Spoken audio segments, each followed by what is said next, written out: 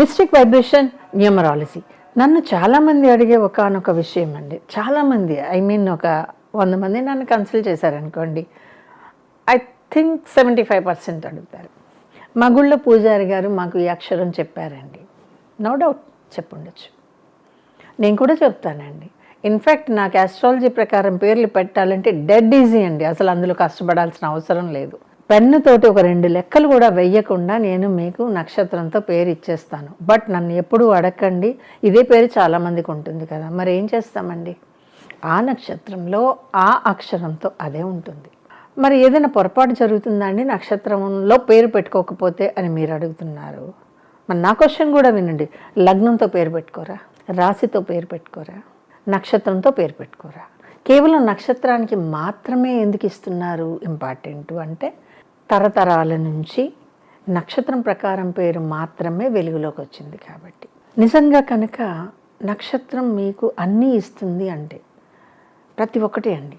మీకు ఆయుష్ దగ్గర నుంచి ఆయుష్, ఆరోగ్యం, చదువు, మీ విద్య, మీ ధనం, ఆఖరికి మీ వివాహం, ఎవ్రీథింగ్ ఓన్లీ బై నక్షత్రం అంటే నేను నక్షత్రంతో పేరు తప్పనిసరిగా ఇస్తాను. Why not? చెప్పాను కదండి, డెడ్ ఈజీ నక్షత్రంతో పేరు ఇవ్వటం. దానికి మీరు నా దాకా రావక్కర్లేదండి, నా దాకా రావక్కర్లేదు. మీ ఇంటి దగ్గర లేదా మీకు దగ్గరున్న గుళ్ళో పూజారి సరిపోతారు. నేను అంత మాత్రం చేత పూజారిని తక్కువ అంచనా వేయటం లేదు. అఫ్కోర్స్ వాళ్ళ పాండిత్యం కావచ్చు, లేదా ఈ నక్షత్రానికి ఈ పేరు ఈ అక్షరంతో మాత్రమే ఇవ్వాలి అని చెప్తారు చూడండి, నేను తక్కువేం చేయను.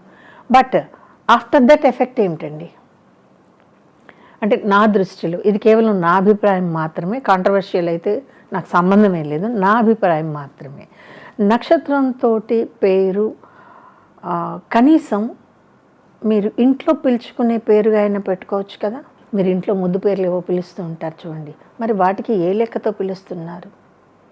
చిన్న అంటారు, ఏ నక్షత్రం వర్తిస్తుంది? బుజ్జి అంటున్నారు, ఏ నక్షత్రం వర్తిస్తుంది?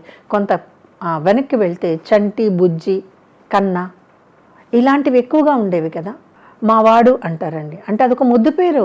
ఆ వాడు అనేదానికి ఏ నక్షత్రం వర్తిస్తుంది? ఎందుకని ఇలా పెట్టుకుంటున్నారు అంటే, మీ డైరెక్ట్ పేరు దగ్గర నక్షత్రంతో ఇంత పట్టుదల పట్టినప్పుడు మీరు ముద్దుగా పీల్చుకునేటటువంటి పేర్లు, అది రోజీ కావచ్చు, సావి కావచ్చు, ఇంకేదన్నా కావచ్చండి, వీటికి నక్షత్రం వర్తించదా? ఒకవేళ ఇలా పిలిచే పేరుకి కనుక నక్షత్రం లెక్క తీస్తే అది తప్పైతే మీరు మానేస్తారా ముద్దు పేర్లు పిలవటం? సో ఎక్కడ లెక్క తీసుకోవాలి, ఎంతవరకు తీసుకోవాలి, ఇది సబ్జెక్ట్ మీద ఆధారపడి ఉంటుంది. ప్లస్ మీకు చెప్పే గురువు తాలూకు అనుభవం మీద ఆధారపడి ఉంటుందండి. అనుభవానికి సర్టిఫికేట్స్ ఏంటండి? ఒక 50 ఏళ్ల క్రితం మన ఇంటి జ్యోతిష్కులు చెప్పే సలహాలకి ఎప్పుడైనా మీరు సర్టిఫికేట్ అడిగారా? వెర్రి కాకపోతేను. ఒక 70 ఏళ్ల వ్యక్తి మీరు ఏమీ ఇవ్వకుండానే మీ గురించి చెప్తున్నాడు అంటే ఆ అనుభవానికి సర్టిఫికేట్ అడిగారా మీరు? చాలామంది అంటుంటారు, మీ ఫేస్ చూసి మేము చెప్పగలం మీరు ఏం చేస్తుంటారో, మీరు ఏం ఫీల్ అవుతున్నారో, మీరు ఏం ఫేస్ చేస్తున్నారు. ఆ అనుభవానికి సర్టిఫికేట్ ఎక్కడి నుంచి తెస్తారు? సర్టిఫికేట్స్ అవసరం లేదండి. Because these are all mystical sciences. Mystical sciences ఎప్పుడు కూడా వ్యక్తి నుంచి వ్యక్తికి మారుతూ ఉంటాయి. ఒక 90 ఏళ్ల వెనక క్రింద ఉన్నటువంటి ఒక గురువు జ్ఞానానికి మీరు సర్టిఫికేట్ ఇవ్వగలరా?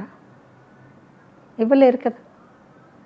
అలాగే ఒక అనుభవంతో చెప్పినటువంటి సలహాకి దాని వెనకాల చాలా కష్టం ఉంటుంది, చాలా ఎక్స్పీరియన్స్ ఉంటుంది, ఎంతమందినో చూసినటువంటి అనుభవ సారం ఉంటుందండి.